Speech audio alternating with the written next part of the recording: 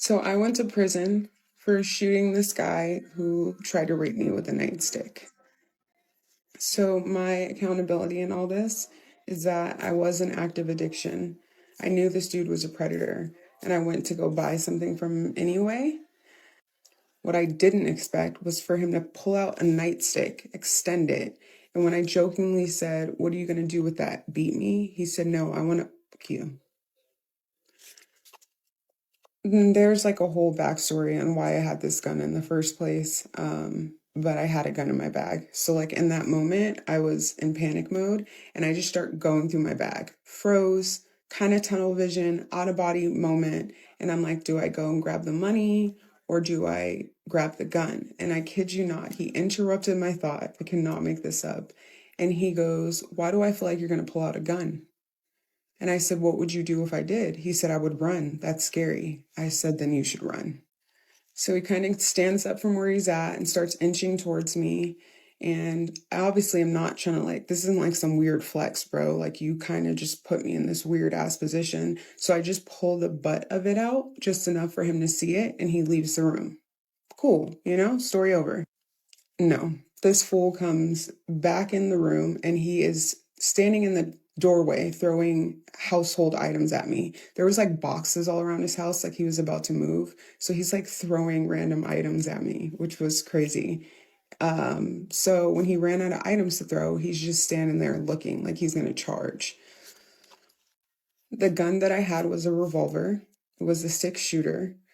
I knew that one of the bullets had been fired because the idiot that I took it from fired the gun at this girl's head behind a big lighter. Super stupid, whole different story. But I took it and I had it. So I knew one of them was an empty cartridge. So he's standing in the doorway looking like he's going to charge. He's off to the left, to the doorway, off to the right is his bed. So I fire a warning shot to his bed. And guess what? It's the empty cartridge. So now he thinks I don't have any bullets. So he starts running towards me. I was aiming for his foot, just trying to scare him off. But because he was running, I got him in the thigh. He literally made one of those Roblox noises when you die, like, oof. Sorry, it's not funny. He's fine. But he did, and he left. In true addict nature, I stole a bunch of his stuff. I passed him on my way out of the house in his flip flops. He was fine. About 4 days later, I was coming out of a Smith's grocery store, and these four unmarked cars rolled up on me with all these plainclothes officers. Didn't ask my name, didn't ask for ID. They just cuffed me and took me to the police station, which I didn't even know existed in Las Vegas because but up until that point, I'd always gone straight to jail. Like I didn't know. And they brought me to this room and they handcuffed me to the table and they first 48'd me. They asked me about this dude, which come to find out he lied to me about his name. So obviously, of course, I denied it.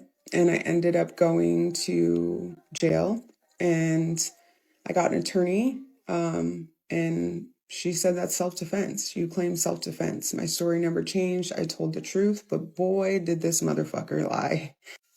So he goes and grand jury testifies and tells these people that came in there like Yosemite Sam with this gun just waving around like this is a stick up. That's not what happened.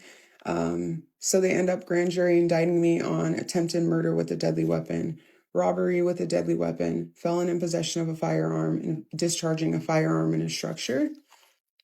When I finally did have my day in court, the judge was super lenient. He saw that I was an addict and he felt bad for me. And obviously, when you shoot someone, they can't just give you a probation. So he gave me the least amount of time he could. I pled it down to battery with a deadly weapon.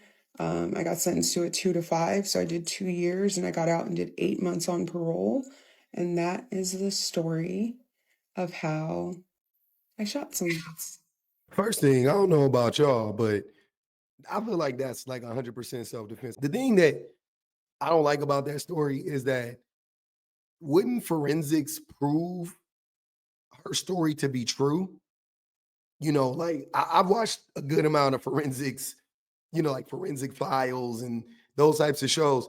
They be when they reconstruct, the crime or whatever, they pretty much get it right. You know, I don't know if they didn't want to do that in this case, which they probably didn't. You know what I'm saying? I bet they spend more money on some cases than they do on others. It was just this woman, they didn't care, but it seems like they would have reconstructed it, but it's also, I guess, like not on the state to do that, right? Like the state wouldn't recreate it to prove that she didn't do it, unfortunately, because they're the state. So she would have had to have pay the specialist to go in and reconstruct it or whatever. But man, that right there, I feel like they should have been able to put two and two together. Like if he, like where he got shot, if he was running, wouldn't it make sense? Like look at where, you know what I mean? It seems like it would make sense. If she came in the door like that, how did she get into the room? Wouldn't she have like shot him at the door? You know what I mean? Like it seems like it would have created a bunch of these holes in his story, but it seems like the state didn't give a fuck. That's the first thing. Secondly, I shared this story because I just wanted to show how men weaponize the system against women all the fucking time in so many ways. The system was not created to benefit women, to protect women from men. It's quite the opposite. It's quite the opposite. Women are often, when it comes to these types of crimes, when women shoot their abusers, when women shoot men, or defend themselves against men, using deadly force, that uh, when they defend themselves against men who are trying to harm them, trying to like sexually assault them, things of that nature. When women use deadly force against these men, oftentimes I've seen so many stories where that woman is charged to the furthest extent of the law, or in this case, she gets any time. Because my question would be, why didn't he get any time? You know what I'm saying? Like, I shouldn't say why, because he lied and they believed it. But like, why would you believe his story over hers? Because she was a woman? Because she was an addict? He was an addict. I'm sure he was an unscrupulous character. He had a reason to lie too. You know what I mean? He threatened her, like all that stuff.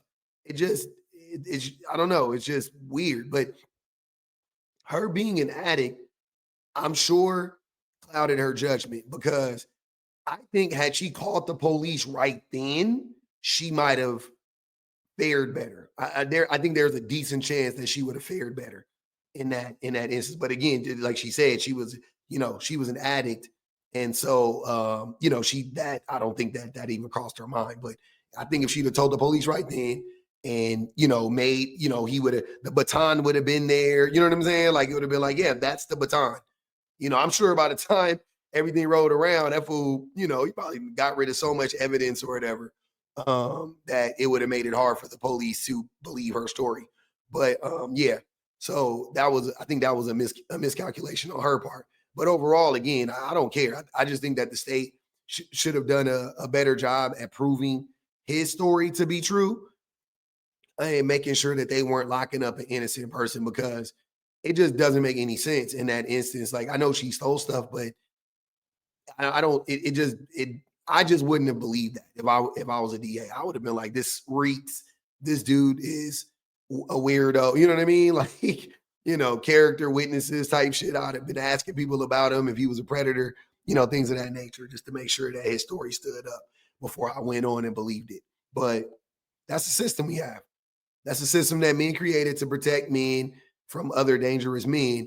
But every single day we have to hear how women weaponize the system against men, and they falsely accuse men, and they call the police on men. But I see so many times where men falsely accuse women of all types of stuff: child abuse, child neglect, this type, you know what I'm saying? When the man does something bad and she defends herself, he accuses her of uh, he makes accusations against her of, like in this case, trying to rob him, or just wanting to harm him out of spite or jealousy, or whatever the case may be. But in reality, it just doesn't really make much sense that women would be doing this stuff to men, to be honest with you.